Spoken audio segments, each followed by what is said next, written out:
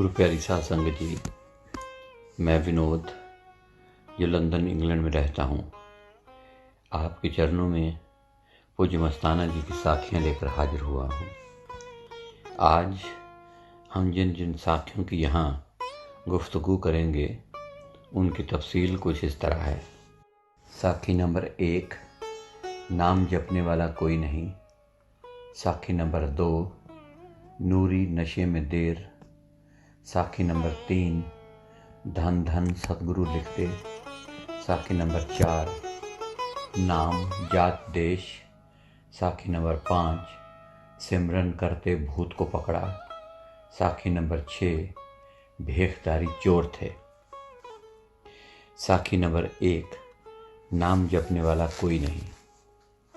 सभी की पुकार सुनने वाले जीवन के सोमा प्रवीण स्वरूप सतगुरु की जब फिफाना पधारे तो लोगों को नोट, सोना चांदी का विश्वास न आता था।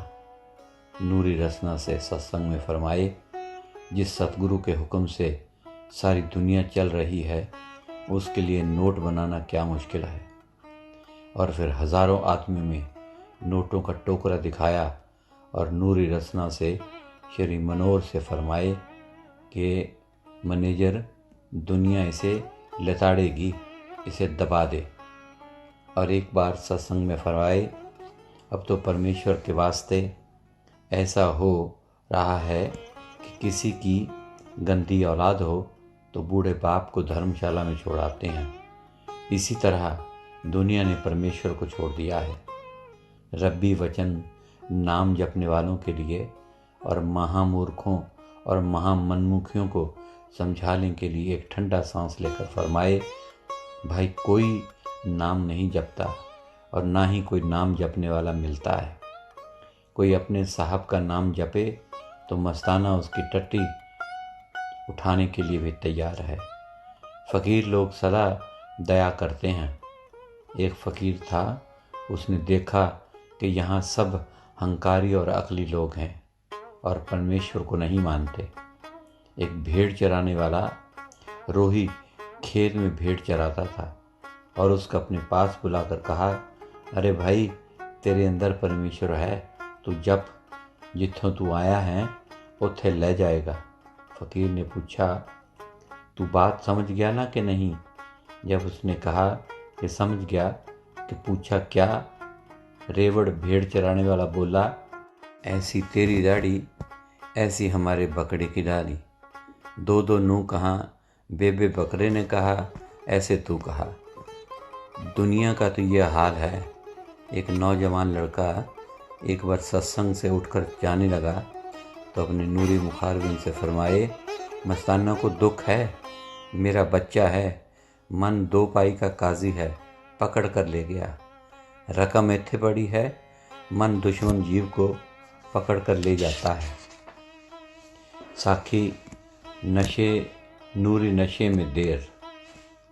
श्री दूलीचंद ने नौहर से अपने बच्चों को श्री पतराम के साथ सिरसा दरबार भेजते समय सतगुरु साईं जी को संदेश भिजवाया कि दूसरी बस में वापस भेज देना। जब सच्चा सौदा डेरा से वापस आए तो वहाँ के नूरी नशे की खुराक प्राप्त हुई तो वे घर जाना भूल गए और 2 दिन वहीं रहे। नूरी मुखारबिन से फरमाए, पतराम इनको ले जा। दूलीचंद नौहर में जीप किराए पर ले रहा था। जब उसको जाने का जी कर रहा तो वो दरबार की जीप ले जाने का आदेश फरमाया। दरवाज़ा में सीमेंट गीला था तो दीवार तोड़वा कर शीघ्र जाने का आदेश फरमाया गया। दीवार को घेर दो, दूलीचंद यहाँ भागा आएगा, जल्दी करना। दुकान पर जाना, जाकर नारा लगाना, नहीं तो वो दूसरी तरफ से आ जाएगा। पूज्य मस्ताना जी के रब्बी आदेशानुसार वे नौहर में जब दुकान पर पहुँचे तो ड्राइवर जीप के हैंडल को घुमा रहा था। नारा लगाया तो वह वहीं रुक गया। जब उसने सारी बात का पता चला तो रब्बी सच्चा सौदा आया और प्रार्थना करने लगा कि मैं तो डेरा में ही रहूँगा। दीनों के दाते चौरासियाँ काटने वाले पातशाह जी फरमाए, ना भाई, ओम से पूछ कर आ, दुकान की संभाल कर जाकर। साखी धन धन सतगुरु लिख दे। एक प्रेमी ने पंजुआना नहर पर चाय की दुकान खोली, परंतु उसका काम न चला। दीनों के दाते, समर्थ, पुकार सुनने वाले, जिंदगी बख्शने वाले मस्ताना शाह सतगुरु जी चोर मार जाते समय उसकी दुकान पर रुके और उसने अपनी सारी मुश्किल बताई। पूज्य मस्ताना जी अपनी नूरी रसना से फरमाए कि धन धन सतगुरु लिख दे, अच्छी चले तो रखना, नहीं तो उतार देना। उसने रब्बी आदेश की पालना की। वहाँ एक क्लर्क नहर कॉलोनी में आया। उसने प्रार्थना की कि 3 बार पेट का ऑपरेशन हो चुका है, अब 4थी बार करेंगे। पेट देखने के बाद सोने खेल खिलाड़ी परम संतों के न्यारे राम जी फरमाए, ये तेरे पिछले जन्म का लेना देना है, ऑपरेशन ना करवाना। रानियाँ सत्संग में आना, तेरे को नाम रास्ता देंगे और नाम जपना। रानियाँ में जब पूज्य मस्ताना शाह बलोचिस्तानी रब्बी मौज पधारी तो कुछ लोग किसी के खेत से हरे चने के पौधे तोड़ कर लाए। यह देखकर नूरी रसना से फरमाए, किसी का तिल भी न लेना चाहिए। फिर खोए का डिब्बा मंगवा कर खिलाया। आदेश की पालना करने पर पंजुआना के प्रेमी की दुकान बहुत चली। सत्संग में एक बोरी चने की लाया तो पूज्य मनीष साहब जी ने लेने से इनकार कर दिया। उसके साथ कॉलोनी वाला क्लर्क भी आया था।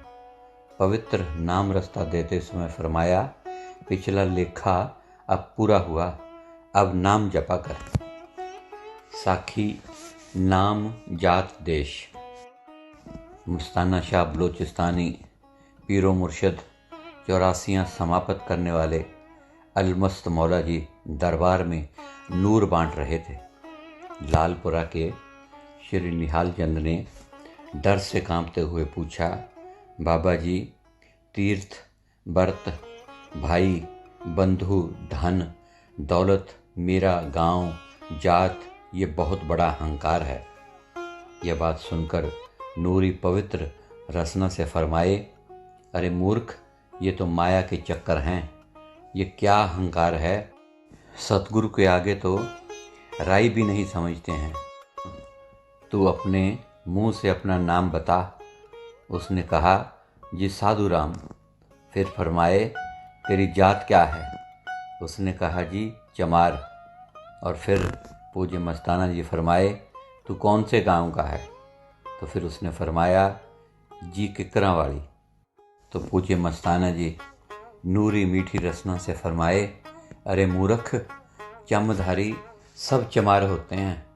तेरे को ना तेरे नाम का पता है, ना पिता का पता है, ना जात का पता है, ना गांव का पता है। अरे मूर्ख, सेवाधारी मस्तानी को सब पता है। तू इधर ख्याल कर, ध्यान दे, तेरे अंदर तारन तारन हाजिर नाजिर जिंदाराम है। असंख्य लोगों से बिछड़ा सा सतगुरु ने दया की है। इस दया को शिव विष्णु तरसते हैं। इस दया का बयान नहीं किया जा सकता।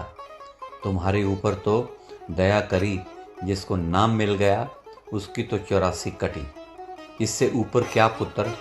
अरे मूर्ख, तेरे को फिर समझाते हैं, तेरा असली नाम सुरत है और माता पिता पति समर्थ सतगुरु है।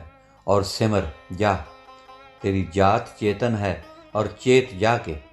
तेरा घर गांव देश अनामी है और पहुंच जाके। क्या ही निराला, प्यारा, न्यारा, अनूठा, आसान ढंग समझाने का जिंदाराम जी जीवन के सोमा प्रेम रूप पुकार सुनने वाले दुख भंजन समर्थ मस्ताना शाह बलोचिस्तानी जी ने कृपा करके उसे समझाया। साखी सिमरन करते भूत को पकड़ा। गांव बड़िंगखेड़ा में गुरु चर्चा हुई। श्री टिक्का सिंह के भाई को नाम नहीं मिला था। वह भी गुरु चर्चा में आया था, क्योंकि उन दिनों उसी गांव में भेड़ों के इज्जड़ लेकर आया हुआ था। जहां वह ठहरा था वहाँ एक भूत हर रात उसको तंग करता था।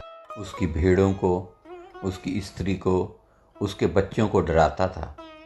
उसने सारी बात आकर संगत में बताई कि भूत घर से बाहर नहीं निकलने देते, डराते हैं।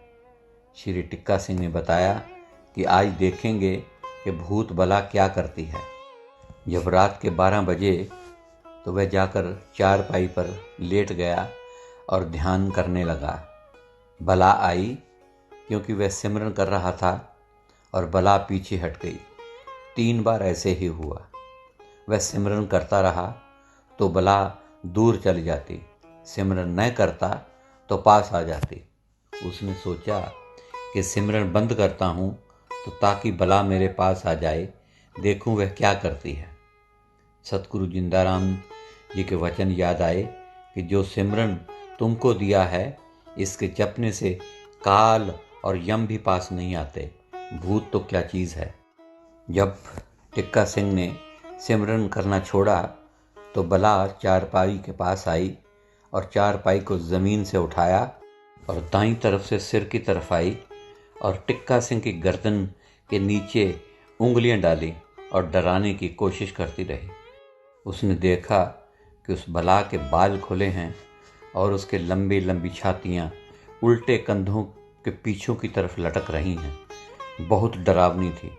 जब आकर छाती पर हाथ रखने लगी तो टिक्का सिंह ने सतगुरु जी का ध्यान कर उसका हाथ पकड़ लिया और बला पीछे भागी, परंतु उसने हाथ ना छोड़ा और चारपाई पर लेकर उसको बैठ गया। चारपाई जब ऊपर उठने लगी तो उसने जोर से धन धन सतगुरु का नारा लगाया। बला ने जोर से हाथ छुड़ाया और भाग गई। धन धन सतगुरु का नारा इतनी जोर से लगाया गया था कि घर के सब लोग उठ खड़े। सबको उसने अपनी ये बात बताई, बला की पीठ सिखाई जो भागी जा रही थी। फिर लालटेन से पैरों के निशान देखे, श्री टिक्का सिंह के निशान थे और बला के न थे। उस दिन के बाद वो बला कभी भी ना आई। उस दिन के बाद टिक्का के भाई ने पूज्य मस्ताना जी से नाम रास्ता प्राप्त किया। साखी भेखधारी चोर थे। निरंकार अलमस्त दातार जी ने भेखधारी फकीरों की बात सुनाते हुए फरमाए, जब असी सखर गए तो एक प्रेमी के घर पर ठहरे।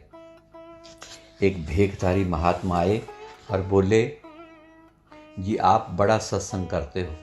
तो असी बोले, असी तो तेरे नौकर हैं, असी की जाने कि सत्संग क्या होता है। वो बोला, मैं बड़ा सत्संग जानता हूँ। 5 मिनट बाद चला गया। रात को बाजार में चोरियां हो गई, पता ना चला तो खोजी को बुलाया गया। उसने खोज की और फिर वो बोला कि चोरों का आम पता बताऊं तो मारोगे तो नहीं। लोगों ने कहा कि हम कुछ नहीं कहें। खोजी ने कहा, जो वो भेखधारी महात्मा है वो चोर है, दिन को कीर्तन करते हैं और रात को चोरी करते हैं। पुलिस आई, पकड़ा, मार पिटाई के बाद चोरी का माल मिला। 2 लड़कियां भी मिली जो चुराई गई थी। सो गुरु प्यारी साध संगत जी, ये थी आज की साखियाँ। आज के लिए इतना ही। कल फिर कुछ नई साखियाँ लेकर आपके कदमों में हाजिर होऊंगा। तब तक के लिए मुझे इजाज़त दीजिए और मेरी प्यार भरी धन धन सतगुरु कबूल कीजिए। धन धन सतगुरु तेरा ही आसरा, हाजिर नाजिर जिंदा राम तेरा ही आसरा।